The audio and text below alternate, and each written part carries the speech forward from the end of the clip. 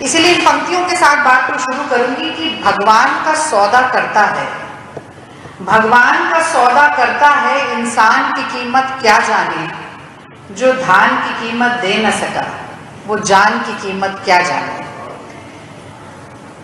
तो एक टैगलाइन है, मुझे लगता है जो प्रिंट मीडिया है उसे जरूर उठाना चाहिए कि घोटालों के सरताज हैं शिवराज, घोटालों के सरताज हैं शिवराज, और चंदा चोरी से चढ़ावा चोरी तक का सफर दिल्ली से मध्य प्रदेश ने बहुत ही आसानी से तय कर लिया। चंदा चोरी से चढ़ावा चोरी तक का सफर। तो देखिए, इंसान से लेकर भगवान तक, आम आदमी से लेकर परमात्मा तक और जनता से लेकर जनार्दन तक, झूठ, कपट, फरेब, गबन, भ्रष्टाचार, हेराफेरी, पाखंड का निशाना बनाने में यदि कोई एक राज्य है जो नंबर 1 पर है, टॉप पोजीशन पर है, तो वो मध्य प्रदेश है। और ये शिवराज सिंह सरकार ने सुनिश्चित कर दिया है। कैसे सुनिश्चित किया है ये मैं सिलसिलेवार तरीके से आप लोगों को बताऊंगी। तो पूरे देश में ये बात बहुत अच्छे से परिलक्षित है, जग जाहिर है कि मुंह में राम बगल में छुरी, इसका जीवंत उदाहरण भाजपाई और संघी हर मौके पर देते रहते हैं। मुंह में राम बगल में छुरी। और हमेशा ये देखा जाता है कि अपनी असफलताओं, अपनी विफलताओं, अपने निकम्मे, अपने नकारापन की ढाल ये भाजपा सरकारें धर्म और ईश्वर के नाम को बनाती रहती है। भारत माता की रगों में जो खून दौड़ रहा है ना, उसमें नफरत और हिंसा के जहर को घोलने का काम लगातार करती रहती है। लेकिन जब धर्म के नाम पर, आस्था के नाम पर, विश्वास के नाम पर, भगवान के प्रति समर्पण के नाम पर भाजपाइयों और संघियों को परखा जाता है, तो ये राम मंदिर के नाम पर चंदा खाते हुए पाए जाते हैं। भ्रष्टाचार, कमीशनखोरी, चोरी, हेराफेरी में सर से लेकर पांव तक लिप्त पाए जाते हैं।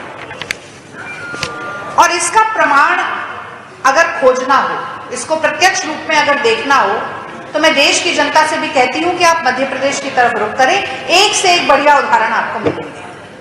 तो अभी महाकाल लोक में हुआ महाघोटाला जो था, उसकी टीस में कमी आनी शुरू भी नहीं हुई।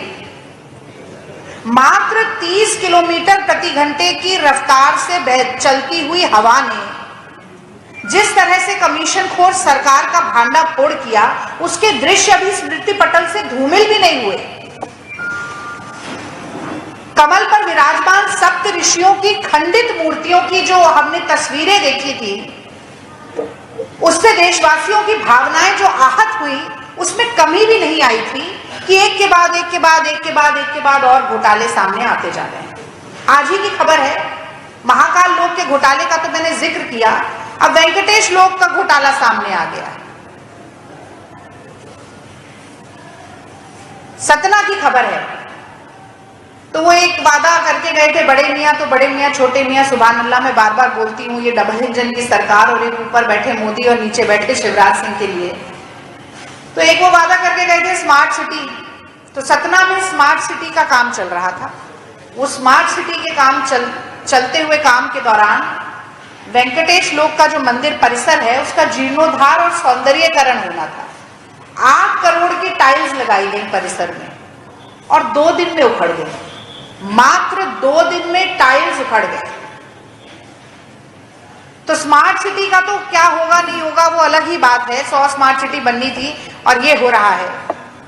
पर ये कमीशनखोर सरकार जो जनता की जेब काट रही थी, लगातार काट रही थी। अभी प्रियंका जी आई थी धार में, बोल के गई कि 250 बड़े घोटालों की लिस्ट कांग्रेस पार्टी के पास है, जो समय समय पर आप लोगों से भी हम साझा करते रहते हैं। तो जनता की जेब तो काट ही रही थी ये सरकार। अब भगवान को चूना लगाने की भी हिमाकत करती जा रही है, जुर्रत करती जा रही है। बेशर्मी की कोई सीमा नहीं। ये सतना की खबर मैंने आपको बताई। अब चलते हैं ओरछा, राम राजा सरकार। तो एक बहुत वीडियो वायरल हुआ, मंदिर के पुजारी हैं जो ऑन रिकॉर्ड ये बात कह रहे हैं कि मंदिर में जो भक्तगण अपनी श्रद्धा से समर्पण के भाव से चढ़ावा चढ़ाते हैं, करोड़ों के चढ़ावे का हेरफेर हो रहा है। कोई ऐसा इलीगल काम नहीं है जो वहां ना होता। उन्होंने पुलिस की संलिप्तता का भी आरोप लगाया, पर शिवराज सिंह जी के कानों पर जू नहीं रहेंगी, क्योंकि जैसा मैंने कहा सब मिले जुले, चोर चोर मौसेरे भाई। और लगातार ये बात आज से नहीं, 2017 में भी इन्हीं की सरकार थी, तब से उठ रही है। एक आरटीआई एक्टिविस्ट हैं लोकल, राम नरेश दास, जिन्होंने 2017 में आरटीआई के जरिए ये सारा डेटा निकाला और ये सारा पर्दाफाश किया। एफआईआर लॉन्च हुई पर कोई कार्रवाई नहीं हुई। अब जब नए एसपी आए तो ये जो आरटीआई एक्टिविस्ट हैं ये दोबारा सारे के सारे डॉक्यूमेंट्स लेकर, डेटा लेकर उनके पास पहुंचे और फिर ये मामला सुर्खियों में आया। पर दुर्भाग्य ये है कि वहां के जो विधायक हैं अनिल जैन, वो इस मामले को रफा दफा कराने में दबाव बनाए जा रहे हैं। और अनिल जैन के पीछे वो बड़े नेता हैं हेलीकॉप्टर से प्रचार करने वाले, उनका पूरा सहयोग, समर्थन, सपोर्ट, जो कि चुनाव लड़ना नहीं चाहते हैं, सिर्फ भाषण देके हाथ हिला के निकल जाना चाहते हैं, कैलाश विजयवर्गीय जी, उनका पूरा सपोर्ट है। तो ये कहा जाता है कि विनाश काले विपरीत बुद्धि। जब किसी अधर्मी शासक के कुशासन का अंत समय निकट होता है तो उसकी बुद्धि भ्रष्ट हो जाती है, वो आनन फानन में बहुत गलत निर्णय लेने लगता है। तो एक तरफ तो ये सरकार खुद ही भ्रष्टाचार कर रही है और दूसरी तरफ रामराजा सरकार को आयकर विभाग से नोटिस भिजवा रही है, कह रही है आपकी 1,22,00,000 की आय हो गई है रामराजा जी, अब इस पर आप हमें रिटर्न भर के दे दीजिए। धर्मार्थ श्रद्धा के कामों पर आय को गिनकर रिटर्न मांग रहे हैं। एक तरफ खुद भ्रष्टाचार कर रहे हैं, दूसरी तरफ रामराजा सरकार को नोटिस भेज रहे हैं। और भगवान से विमुख होने के अगर मैं उदाहरण गिनाना चाहूं तो कोई कमी नहीं होगी, बहुत लंबी फहरिस्त है। तो अब ओरछा से भी मैं आपको मुरैना ले चलती हूँ।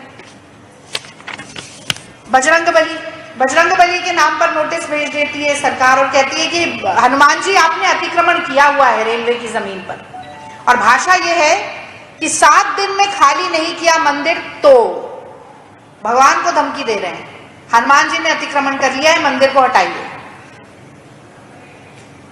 महावीर विक्रम बजरंगी, कुमति निवार सुमति के संगी। तो ये भाजपाइयों और संघियों और शिवराज सिंह सरकार की कुमति का ऐसा निवारण होने वाला है कि 7 पीढ़ियों तक जो इनकी पुश्तें हैं वो याद करेंगी। अब और थोड़ा आगे ले चलती हूँ, आपको छतरपुर ले चलती हूँ। वहां पर नरसिंह मंदिर है, वहां पर भी एक नोटिस आया है कि आरती बंद कर दीजिए, आरती करने से ध्वनि प्रदूषण होता है, शोर मचता है। आरती को खत्म करने के लिए नोटिस दिया गया है। तो शिवराज सिंह सरकार द्वारा भगवान के खिलाफ मोर्चा खोले जाने की एक के बाद एक खबर हमारे सामने आती जा रही है। इसीलिए मुझे लगता है कि ये कहना आज बहुत जरूरी है, और खास तौर से जो धर्म की ठेकेदारी, धर्म की दुकान सजाकर बैठने वाले लोग हैं, जो खुद कभी रामचरितमानस या कोई धार्मिक ग्रंथ पढ़ा नहीं होगा, धर्म से, हिंदू सनातन धर्म से जुड़े किसी विचार को आत्मसात नहीं किया होगा, वो लोग जब वोट बटोरने के लिए जनता के बीच में जाते हैं और धर्म पर प्रवचन देते हैं, तो मुझे लगता है ऐसे लोगों की कलई खोलना बहुत ज्यादा जरूरी है। पर उपदेश कुशल बहु तेरे, खुद कुछ आत्मसात नहीं करेंगे, दूसरों को प्रवचन देंगे।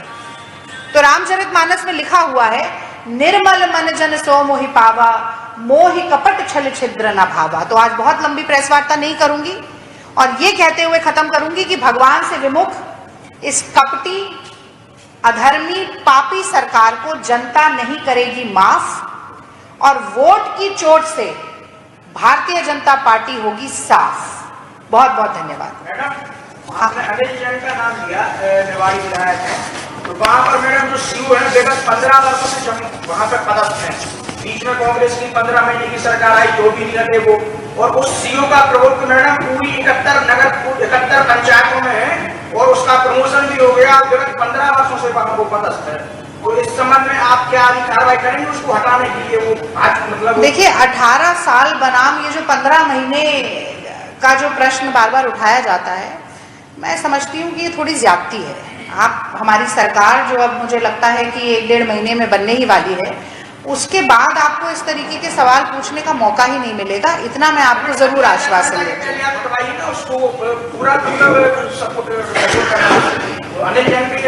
आप बिल्कुल ठीक है। मैं तो आज बड़ा सवाल पूछती हूँ, मैं कैलाश विजयवर्गीय जी से पूछती हूँ कि वो क्यों अनिल जैन जी के पीछे इतना समर्थन दे रहे हैं, क्यों अनिल जैन इस मामले को रफा दफा करवाना चाहते हैं। और ये मामला अगर 2017 से उठा हुआ था, जब भी शिवराज सिंह जी की सरकार थी, तो इस दौरान ठंडे बस्ते में क्यों चला गया? ये सारे सवाल तत्कालीन सरकार से पूछे जाएंगे। विपक्ष से सवाल पूछना बहुत आसान है, हम तो सड़क से लेकर सदन तक खड़े होते हैं, विरोध भी करते हैं, प्रदर्शन भी करते हैं, जन आक्रोश यात्रा भी निकाल रहे हैं। पर जिनको जनप्रतिनिधि बनाकर सरकार पर पदस्थ किया गया है, सत्ता की कुर्सी पर बिठाया गया है, मुझे लगता है लोकतंत्र के चौथे स्तंभ को भी पहला सवाल उन्हीं लोगों से पूछना चाहिए। और हाँ, कल या परसों जब भी आचार संहिता लगेगी, तब तक भी शिवराज सिंह चौहान मुख्यमंत्री हैं। तो जो आपने सवाल पूछा, मैं तो वो सीधा सवाल शिवराज सिंह चौहान पर दागती हूँ। मैडम, ये गांधी जी अभी आपने कहा कि हनुमान जी को इलीगल नोटिस भाजपा सरकार जारी कर रही है, क्या आपके ऐसा कोई संज्ञान में है कि किसी मस्जिद, किसी गुरुद्वारा और मैं कि शिवराज सरकार ने भी कोई अतिक्रमण किया, ऐसा नोटिस जारी किया आपके संज्ञान में होती? देखिए, आज मैंने मंदिर से संबंधित 3-4 मंदिर से हाँ, मैं आपको बता रही हूँ, बिल्कुल मैं आपने सवाल पूछ लिया, मुझे देखिए जवाब देने का तो अधिकार है।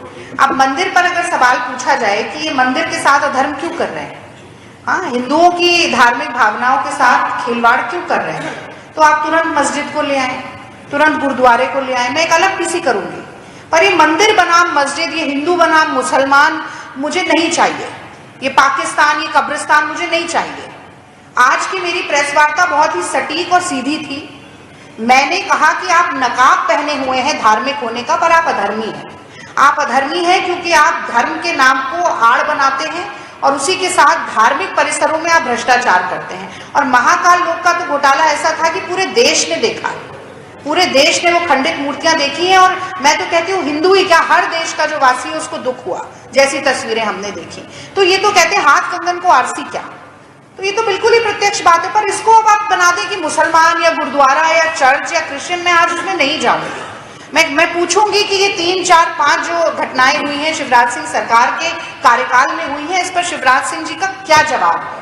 अगर जरा सी भी धार्मिक भावना उनके मन में है तो उनको ये प्रेस वार्ता सुनकर एक जवाब, एक किसी तरीके का कोई एक व्हाइट पेपर इस पर जरूर निकालना चाहिए। दैनिक भास्कर से विजय बघेल। आपसे रागिनी जी, आप ये बता दीजिए कि जब इनकम टैक्स की बात करिए आपने कि इनकम टैक्स का नोटिस आया, तो वो आपकी सरकार में भी आया होगा, उस मंदिर का इनकम टैक्स पे ही है वो मंदिर, तो वो आपकी सरकार में भी आया होगा। और ये राज्य का मामला तो वैसे भी नहीं है, तो आप राज्य पे आरोप लगाएं, ठीक है। तो डबल इंजन की सरकार है भाई साहब, देश में किसकी सरकार है? और इनकम टैक्स डिपार्टमेंट, ये इतने 250 घोटाले हुए, किस भारतीय जनता पार्टी के नेता को इनकम टैक्स का नोटिस आया है मुझे बताइए? कौन सी ईडी, सीबीआई? तो आप मुझे उदाहरण दीजिए ना, हुआ होगा तो हुआ होगा, ये तो कोई जवाब ही नहीं। आप उदाहरण लेकर आइए, फिर मैं उसका जवाब दूंगी। पर मैं ये जानना चाहती हूँ कि ईडी, सीबीआई के कितने छापे भारतीय जनता पार्टी के नेताओं के ऊपर पड़ते हैं? आप लगातार देख रहे हैं, आप तो खुद पत्रकार हैं, दिल्ली में पत्रकारों के साथ क्या हो रहा है वो भी आपने देखा होगा। न्यूज क्लिक से रिलेटेड जो पत्रकार है, उसके घर में अचानक से पुलिस पहुंची, फोन जब्त कर लिए गए, लैपटॉप जब्त कर लिए गए। और दिल्ली के प्रेस क्लब में मेरे पिताजी खुद पत्रकार हैं, जनसत्ता अखबार में 27 साल उन्होंने नौकरी की, न्यूज एडिटर रहे। और उन्होंने मुझे एक बात सिखाई, उन्होंने कहा कि पत्रकार की कलम अगर झुकती है तो वो सिर्फ लिखने के लिए झुकती है। और आज पत्रकारिता की रीढ़ की हड्डी तोड़ने के लिए भी जो सरकार आमादा है, उससे सवाल तो जरूर पूछे जाएंगे और उसके जवाब देने पड़ेंगे। चाहे इनकम टैक्स डिपार्टमेंट हो, ईडी हो, सीबीआई हो, कोई भी जांच एजेंसी हो, उसका दुरुपयोग कैसे किया जाता है और सत्ता के लिए उसका कैसे इस्तेमाल किया जाता है, ये तो मोदी जी हर रोज इसका पाठ पढ़ा रहे हैं। विजय बघेल जी भास्कर। बघेल जी बताइए।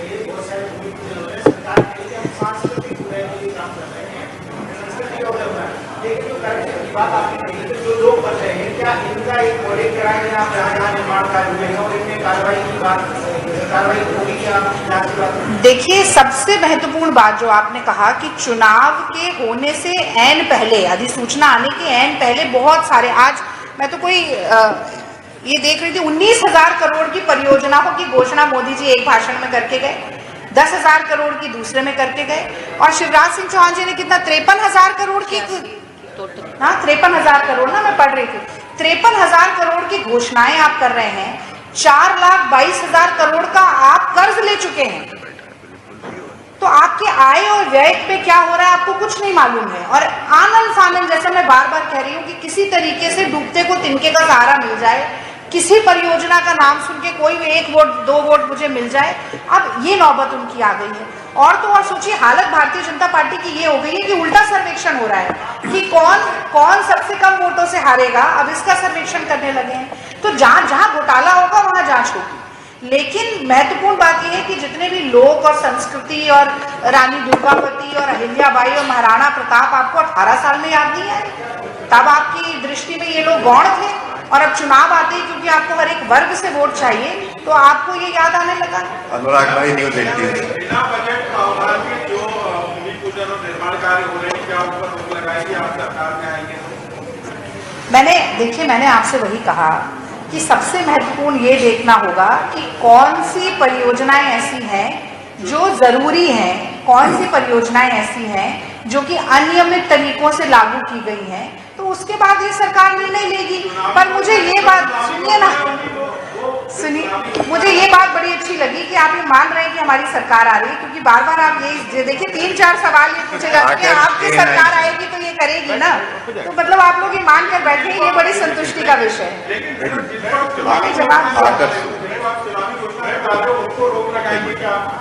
चुनावी घोषणाओं की पे रोक कौन लगा सकता है? इलेक्शन कमीशन लगा सकता है ना। अगर उसको लगता है कि रेवड़ियां गलत बट रही हैं, बंदरबाट चल रही है, या किसी भी रिप्रेजेंटेशन ऑफ पीपल्स एक्ट का किसी भी तरीके से उल्लंघन हो रहा है, तो वो उनको देखना है। अब आप ये कह रहे हैं कि विपक्ष, हम कैसे, मोदी जी आकर क्या लफाजी करते हैं, इस पर हम रोक नहीं लगा सकते, पर हाँ, हम जनता के बीच में जाके जनता को जागरूक जरूर कर सकते हैं। एनआई से आकर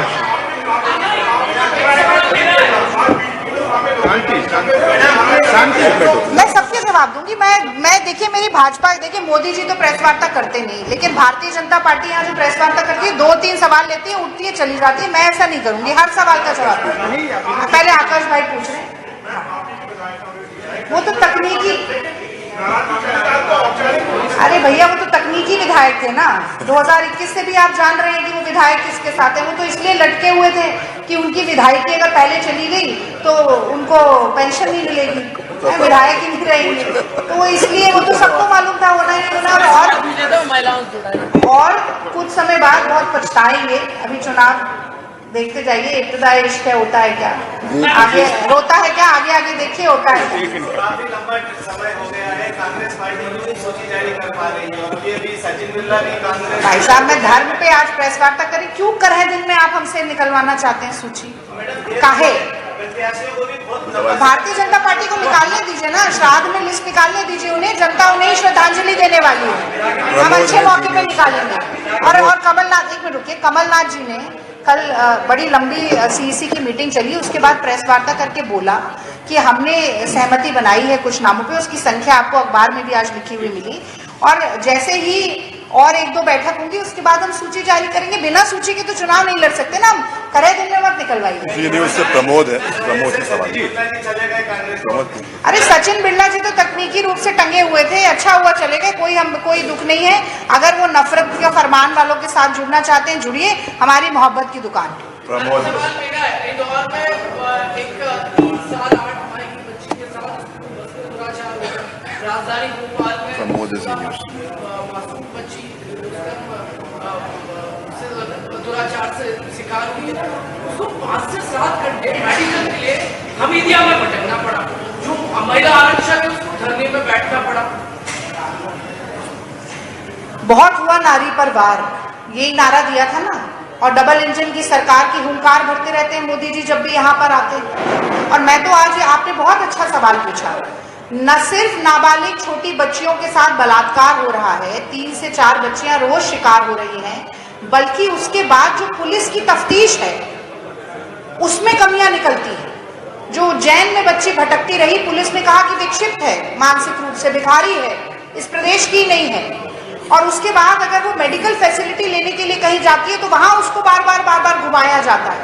तो ये नृशंसता की जिम्मेदारी भाई साहब शिवराज सिंह चौहान की है, और वो इसलिए है क्योंकि पुलिस भी उनकी है, ये सरकारी अस्पताल भी वो चला रहे हैं। और मुझे तो लगता है कि पुलिस को ये निर्देश दिया गया है कि अगर कहीं बलात्कार का कोई मामला सामने आए तो मुंह फेर लो, ऐसे प्रदेश में जहां 17-18 बलात्कार रोज हो रहे हैं, शर्म की बात है कि अपने आप को मामा कहते हैं। और मैं तो बार बार बोलती हूँ कि रक्षा का बंधन होता है बहन भांजियों के साथ, 250 रुपए का बंधन नहीं होता, 3000 रुपए की रिश्वत का बंधन नहीं होता। जब आप आत्मसम्मान की, आप इज्जत की रक्षा नहीं कर सकते तो आपके रुपये लेके महिलाएं क्या करेंगी? मुझे लगता है शिवराज सिंह चौहान से ज्यादा निर्लज्ज मुख्यमंत्री इस मामले में कोई नहीं होगा। कुपोषण का जो कलंक है सो है, बलात्कार मुझे लगता है उनके पूरे चेहरे पर कालिक पोतने का काम करता है।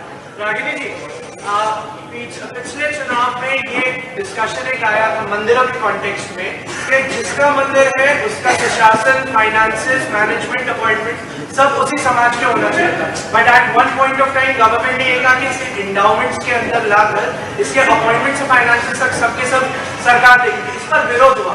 कांग्रेस आज तक इसका अपना स्टैंड क्लियर नहीं करना चाहती, तो आप क्लियर कर दीजिए कि आप किसके फेवर में? देखिए, ये तकनीकी विषय, इस पर मैं आपको स्पष्ट टिप्पणी अभी नहीं दे सकती हूँ। इस पर जो है वो सरकार निर्णय लेगी। सरकार के गठन के बाद जो मंत्री बनेंगे वो आपस में इस पर निर्णय लेंगे। और मुझे लगता है कि जो विभिन्न समाज के लोग हैं, क्योंकि आप केवल बंद कमरे में बैठ के निर्णय ले लें, उसका जनता पर कैसा असर पड़ता है या समाज पर, सामाजिक समरसता पर कैसा असर पड़ता है, ये सारे बिंदु हैं जो देख के चलने पड़ते हैं। बिल्कुल, वचन पत्र, मैं ये कहना चाहती हूँ कि इसके ऊपर